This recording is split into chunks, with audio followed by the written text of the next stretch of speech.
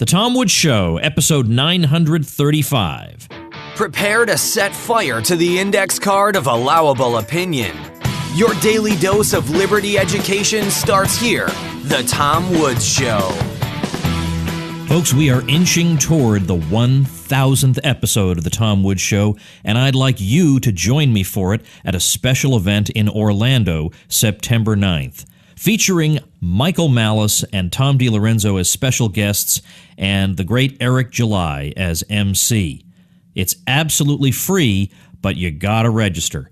Check it out at tomwoods.com/Orlando. Folks, I don't know what your problems are, but I can't imagine you have any that couldn't be solved by a free ebook from me. These books help you win debates, and they're fun to read. Check them out at tomsfreebooks.com.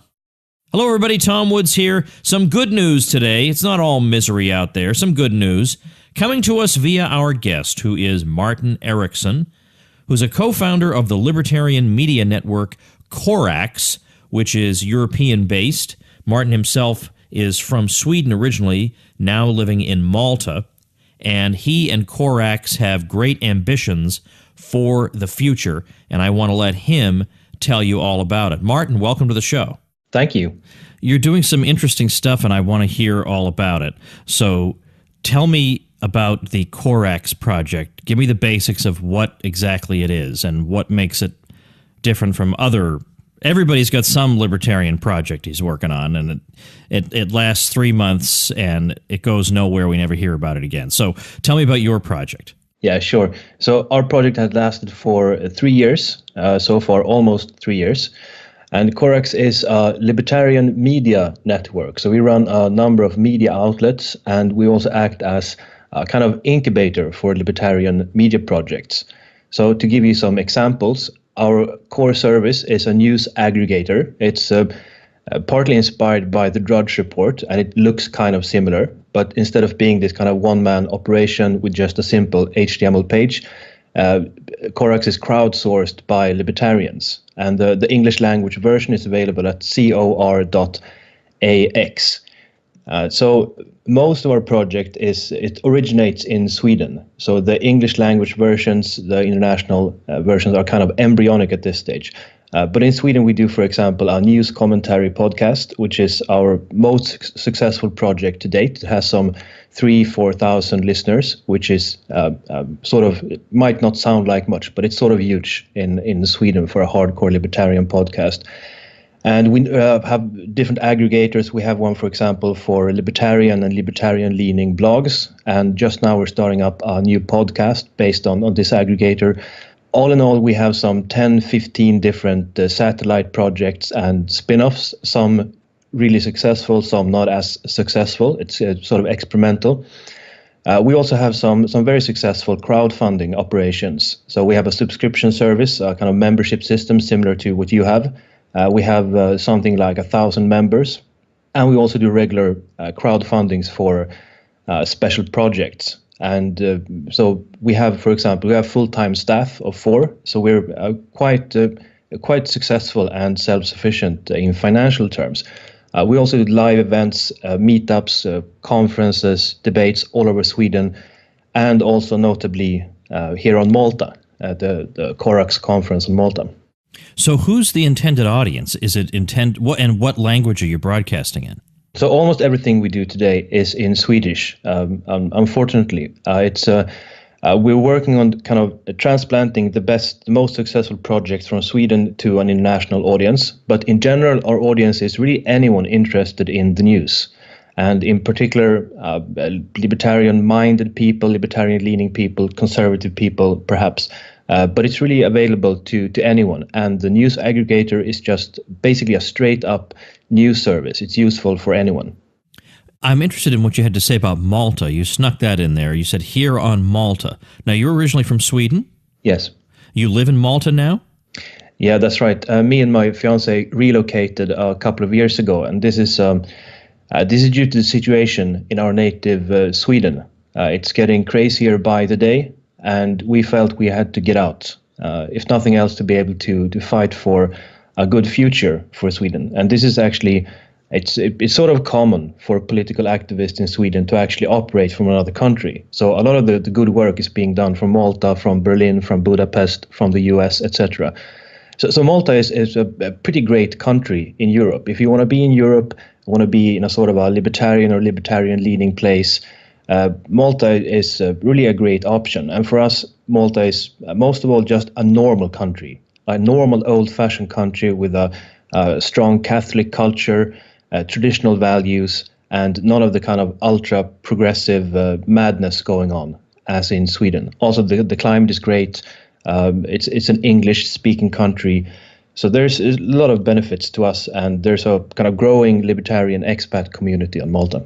That's very interesting. I didn't know anything about that. I mean, I know about Malta, and I think the description that you just gave resembles what I've heard as well.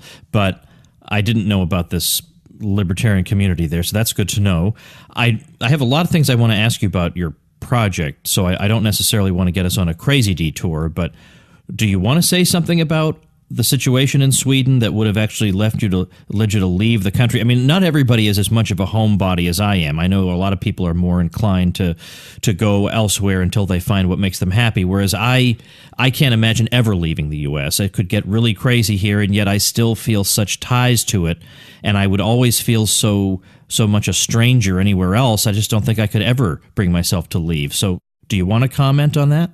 Yeah, certainly relocating to another country is not for everyone, and for sure we encourage people to stay where they are and make the best out of their situation. But if you feel that you don't fit in, you're having issues, you don't feel welcomed, then you should also, as part of your personal liberation project, consider relocating. So in our case, we had that flexibility, that opportunity. We don't have to be in a particular place to work. It's easy to keep in touch with family because it's a short flight back and forth between Sweden and Malta. It's the same time zone and so on. So we don't become completely isolated from our families and friends. So it's it's not for everyone, but for us and for many others, it's good. And I mean, the situation in Sweden is it's a bit crazy in the US too, but it's a lot crazier in Sweden. In my notes, I have written down, I wanted to ask you about what you've said about your focus on entrepreneurial strategies rather than political activism, and your approach to independent financing rather than operating as a nonprofit. So let's start with the first half of that. What do you mean by entrepreneurial strategies as opposed to political activism? I know what political activism is, but what kind of entrepreneurial strategies do you have in mind? Yeah, so there's, I guess, at least two parts of this. To begin with, I have a personal background as a software entrepreneur. So when me and my partner, Sofia Arkestål, started the Corax project 3 years ago, the idea was to create a kind of activist software startup. I wanted to use the skill set I accumulated in the IT business and apply it to some kind of libertarian project. So, for example, we hired a programmer from day one, and we had this idea that we should try to leverage software development. So that's a bit of an unusual idea. And we also had the idea from the beginning that this should be a business. We should somehow make money out of it. We shouldn't be dependent on grants from think tanks and so on, which is very common for libertarian projects. So we did this. We do a lot of crowdsourcing generally and crowdfunding in particular. And we also try to encourage people to use these methods. But for example, the news aggregator we run, it's the back end of it is a Reddit-like system where volunteer editors post links, write headlines, vote to decide what gets published, and so on. So we leverage a lot of people in our network to do this, and it gives it a great diversity in the terms of what kind of links we have and so on. And we also have the crowdfunding projects, which has been very successful. But the other part of it is that we advocate entrepreneurship as a strategy for liberation. So what we tell people is actually, don't be a political activist. Get out of politics if you're into politics. Just focus on being the best person you can be. Focus on your family, your friends. Start businesses. Contribute to your local communities. So we have this kind of localist approach, perhaps even pacifist approach, but we focus a lot on getting people out of politics and into entrepreneurship and focusing on their own lives. Now, believe me, I'm very sympathetic to that, and I talk a lot about that right here. But there's a part of me that thinks that we're just rolling over and playing dead if we do that. That if our voice is not anywhere to be heard in politics, there's no way we can ever be successful. So what is the path to success that you see? Or maybe the path is just it's individual success for each one of us. Maybe we don't have a kind of corporate success as libertarianism. I don't know what the strategy is, but I don't see how it gets carried out without at least one foot in politics, unless you can explain it. Yeah, I think part of it is actually that if you create a good life for yourself, if you're able to live free on your own terms, then you have actually achieved the libertarian goal for yourself. As for a more overarching societal long-term strategy, I would say that if nothing else, if we are to do any bigger project on a societal level, then we need resources, and particularly we need good people. So we need strong, self-sufficient people with their own businesses, with strong local communities. Otherwise, we don't have the resources to do anything ambitious. So we can't be stuck in kind of the normal mode of living. We need to break free first, maybe just a few of us, to build a kind of base outside the normal terms. And then perhaps, if we are enough business owners, for example, who are living freely and thinking about these things, then I think our opportunities are much larger to do something for society at large. Now, what are you talking about with the nonprofit aspect? Because a lot of people do nonprofit stuff with libertarianism, and you're not. And why not? It has to do basically with having a sustainable way of operating. If you're dependent on grants from foundations, think tanks, etc., then obviously you're dependent on them. You're not as independent in terms of the ideas and what you do and so on. But it's also a matter of having a surplus that you can reinvest to grow it as a business. And I think this is a problem for many libertarian projects. They either stagnate or they just end when the funding ends from the big. Maybe they have one or two big patron organizations helping them out. But especially if you're a libertarian project, you need to kind of be independent. Have your own finances, so you don't kind of everything just ends because someone decides to not give you any money anymore, and also to grow it. So we've gone from first just the single programmer that we hired, and we didn't take any salaries or anything for ourselves, the founders, and then we hired an assistant, and now we're actually taking me and my partner Sophia, we're actually taking a small salary ourselves. So we've been able to grow it incrementally. Over 3 years. And I think this is a much stronger strategy because we're not dependent on anyone today except our listeners, our readers, etc. Tell me, first of all, in case there are people who are fluent in Swedish, what is the website? How do people get there to what you're doing? Yeah, so anyone who's Swedish who's listening knows about our project. It's by far the largest libertarian project in Sweden. The website is Bubbla, bubb.la. And from there you'll find all our different projects. Yeah, I'm looking at it right now, and of course I can't read it, but in a way it resembles the Drudge Report in its layout. Yeah, you have a big headline at the top. Was that really the model? Yes, it's exactly the model. The design is kind of an homage to Drudge, and there's a lot of similarities. Although our page is a lot more structured, the headlines are very different. We have a particular headline style that we follow in all cases. And so it's a lot of the inspiration comes from Drudge, not least, of course, the fact that he's so successful and so influential. I mean, he's having a huge impact just being one guy with a webpage. Yeah. So that was really inspiring to us how to have a lot of impact with very small means. Right. And of course, one way to do that, as you say, is to have an aggregator where other people are producing the content. Drudge doesn't produce his own content. All Drudge does is link to things and have and come up with compelling headlines that make people want to click on those links, and that make them want to keep coming back to the Drudge Report and perhaps clicking on an ad. Now, I don't see any ads here. No, wait, do I? Yep. I do see some ads. We do have a few ads, although it's a very small part of our revenues. No doubt. Yeah. I mean, in order for ads like that to do, you have to have an absolutely enormous traffic Yes, number. exactly. And of course, Drudge does have that, so I'm sure he's doing extremely well. Even Amazon affiliate commissions must be very substantial for Drudge. So right now, and again, because I can't read this, I don't know if these are just straight news links, which some of them on Drudge are, or if you're getting people to different opinions. And if so, who are the people who are writing opinions that would be interesting to libertarians in Sweden? I mean, how much work in Sweden is being done in that language that your readers would want to read? Yeah, so we have the site. It's called frihetligt.se for the Swedes listening, where we aggregate basically all the libertarian or even libertarian-leaning blogs that we can find in Sweden. I think it's about 40 of them at the moment. Which we consider kind of okay. Now and then they publish good posts, and some of them publish good posts, several of them every day. So there's at least 40 good blogs, I would say, in the kind of alternative media sphere in Sweden. So that's not bad, really.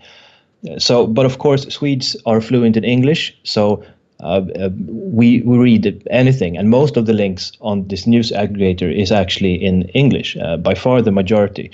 And then if you go to Corax, the actual Corax site, cor.ax, you have the exact same thing, but in English, with English headlines. So there you can get kind of a sample. So it's regular news links, just normal news outlets, blogs, alternative media, social media posts, press releases, really whatever interesting, fresh links we can find. And the headline style is sort of particular.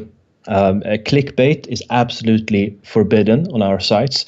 So instead, the headlines are kind of long, detailed spoilers instead of teasers. So the idea is that you should get a pretty good idea of what's going on by just reading the headlines. And you should never have to actually click the link to understand what the news item is about. So there's a particular style to it and a lot of thinking that goes into it. So that's the general idea of the aggregator. It's really all kinds of information that we find interesting or relevant. Most of it is just straight up news reported with a completely neutral tone. Well, you're having a conference on Malta July 28th through the 30th of this year, 2017. And as I look at least 1, 2, 3, 4, 5, the 6 speakers I'm familiar with, it looks to me like the conference will be held in English. Yes, certainly. Unless these people have really, really been brushing up on their Swedish. It looks to me like it's going to be in English. Now, the most notable speaker on that list is Hans Hoppe. Yes. So maybe you might say something about that. And by the way, you should. I have in vain tried to get him. I tried to get him on the Peter Schiff show when I used to host that. Tried to get him on this show, and he's told me that he's more or less retired from audio interviews. And he gave me a perfectly good reason that I shouldn't share, I suppose. But it's not good enough. You know, I want to get him on. So if you get on his case while he's over there, what's the matter with you? Do an interview with Woods. That's the quid pro quo. We talk about your project here on my show. You try to, I don't know, get him drunk. Get him to commit to something in writing, get him on my show. So tell me why you would choose Hans Hoppe of all the libertarians in the world. He's highly controversial. In fact, just the other day on Facebook is where you can find the Hate Hoppe Brigade. They're absolutely everywhere. They've never read one thing the guy has written, not one thing. They've read 3 sentences that somebody sent them. They have no idea. If you were to ask them, well, what are the problems with positivism? And do you think Hans's arguments against positivism are effective? You may as well be asking them about the Copenhagen interpretation of quantum physics. They haven't got the slightest idea what you're talking about. So go ahead. Why Hans? Well, for us, we just began making a list of what would be the dream speakers at a libertarian conference, who would be absolutely the top wish if we could have anyone. And for us, Hoppe was the clear number one name on that list. That was the dream. So we got in touch with him, and we were really, really excited that he said yes, of course, obviously, since we know that he doesn't do a lot of conferences and interviews and so on. So that was really exciting. But for me, Hoppe is really the foremost libertarian thinker of our time. By far. He's made so many contributions in terms of philosophy and history and political theory. So he's really the top mind of our movement, as far as I'm concerned, and that opinion is shared, of course, by many people in our project. So that was aiming for having Hoppe as keynote speaker was a really easy decision. And I think the controversial debates around Hoppe, they're largely overblown. There's a lot of misunderstandings. As you say, the people criticizing him harshly, they've rarely read a line of his works. So I think there's a lot of misunderstandings, and the things people are arguing about is not really relevant or substantial. Although I think that there's sort of an underlying thing that people are actually talking about, and that's what's the proper direction for the libertarian movement? Should we go in this kind of progressive, cosmopolitan, hedonist, modern direction in terms of our cultural stance, or should we go in a more conservative or traditional direction? And obviously, Hoppe is someone who has made the case that libertarianism has a sort of natural affinity to conservative ideas, that libertarianism and conservatism is parts of a greater whole, and that you can't really have one without the other. So I think that's actually an interesting debate to have. My position on it is probably obvious by now. It's the same as I take Hoppe's position to be, but that's.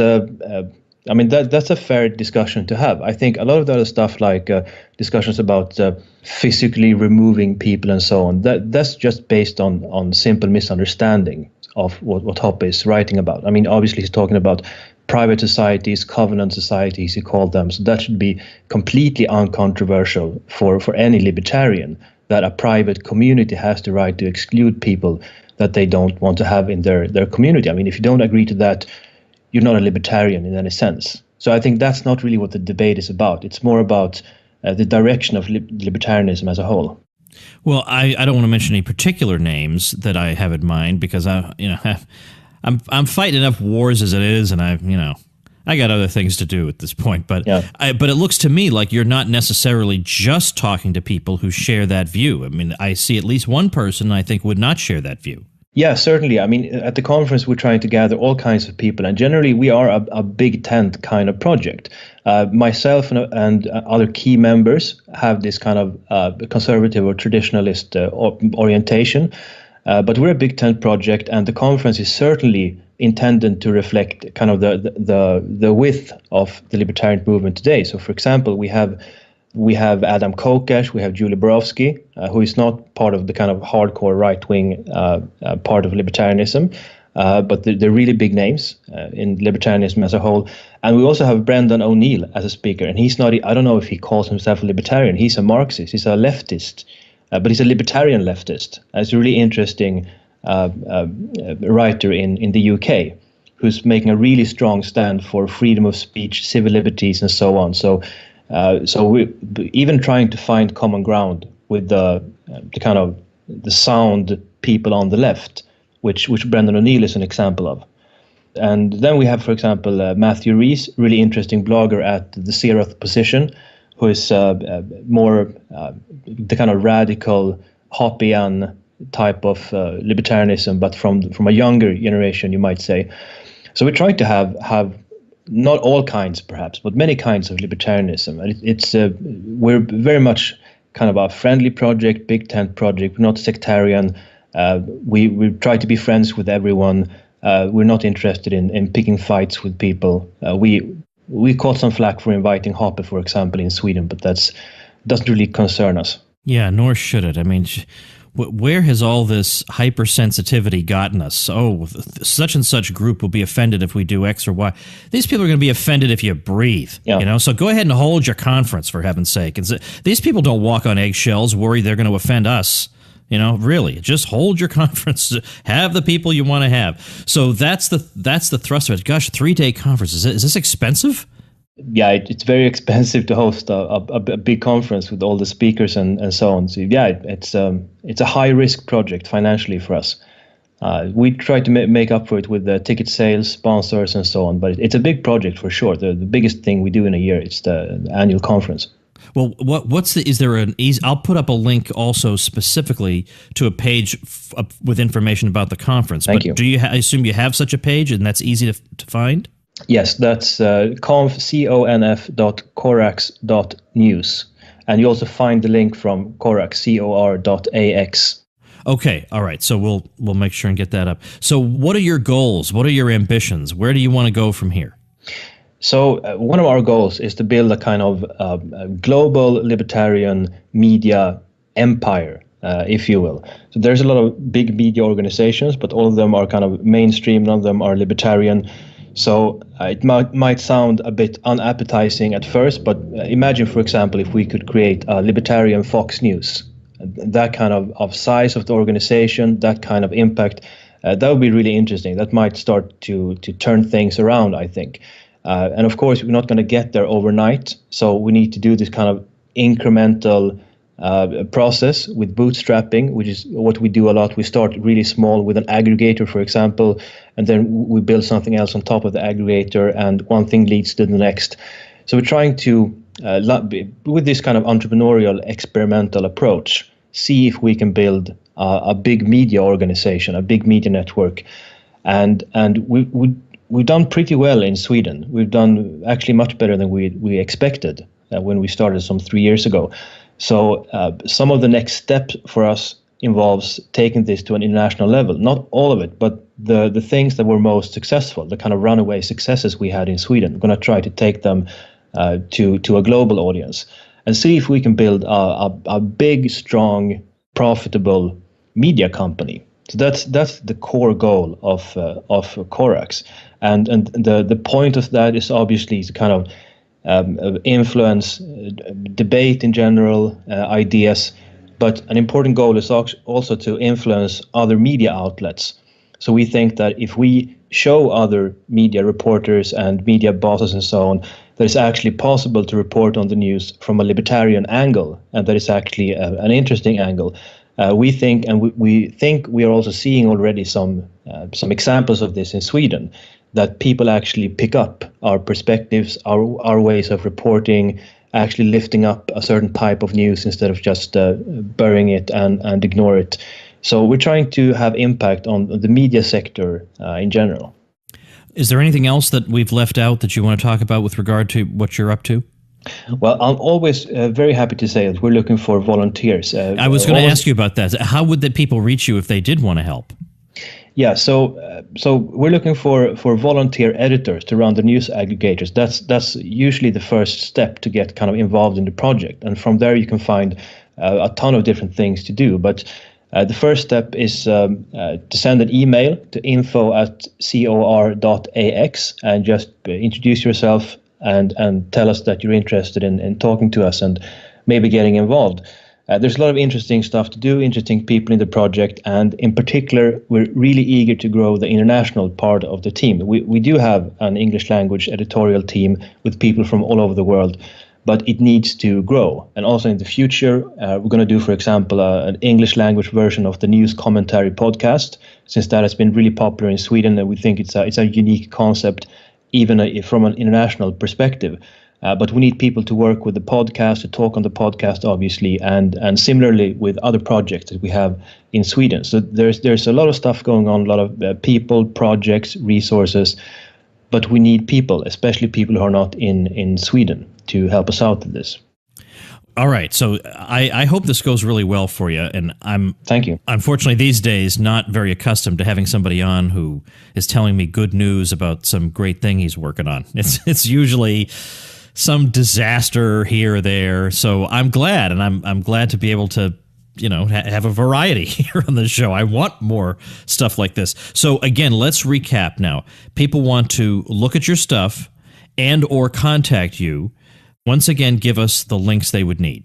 Yeah, it's cor.ax. That's the main website. And from there, you find everything. You find the email addresses, the links to the conference, and so on. So that's the most important thing, Corax, cor.ax. And that's really the best way. And if you want to get involved, just send us an email at info@corax.ax, and we'll talk about it. Are you going to be recording the conference? Yes, we'll be recording everything, hopefully with also a video component. If nothing else, definitely audio. and we'll live stream it, and it will be available afterwards, but only for paying subscribers. This will be a kind of product that we're selling. So it's actually possible now to buy access to the recordings from last year's conference, also in English language. That was the first annual Corax conference with the I think it's 8 recorded sessions. So this will be a kind of commercial project for us. So it's possible to buy access, and it will be possible to listen to the Hans Hoppe's lecture and so on. Well, I know I do have a number of European listeners, but of course, naturally, most of my listeners are in the U.S. So I would just say, look, Malta. It's a last minute trip, but Malta is a wonderful place to visit, and what a great excuse it would be to get over there. Just to go to this conference. So again, I know there isn't that much time, but what the heck? Be impulsive, right? Live free, right? Follow these little slogans, right? It's really a great place for a small vacation. It's easy to improvise on Malta. It's really easy to get around. Climate is perfect. People are friendly. It's inexpensive. Plenty of opportunities for sightseeing, interesting architecture, going to the beach, diving, and so on. And it's an interesting country, a kind of libertarian-ish country in Europe. So that's also something worth seeing.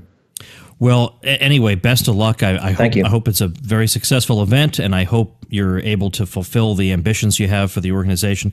COR.AX, and then let's see how far you can spread and get a bigger English language component in it, and the sky's the limit. So TomWoods.com/935 is the show notes page for today. I'll have for anybody who doesn't remember your link, I'll have it there. Thanks again. I really appreciate it, Martin. Thanks for having on, and I promise to put in a good word for you with Hoppe. Thank you. All right, that's it. Please remember, the 1000th episode event is coming up September 9th. It's absolutely free and open to the public, but I am going to need you to register, which you can do very easily at tomwoods.com/Orlando. What fun it's going to be. Eric July is the MC. Special guests include Michael Malice and Tom DiLorenzo. How can you not have fun at something like that? Wow, it's going to be great. I really hope you can make it. Orlando's a fun place to spend a weekend anyway, so now's your excuse to come down for a visit. Get the details and register at tomwoods.com/Orlando, and I will see you tomorrow. Become a smarter libertarian in just 30 minutes a day. Visit tomwoods.com to subscribe to the show for free, and we'll see you next time.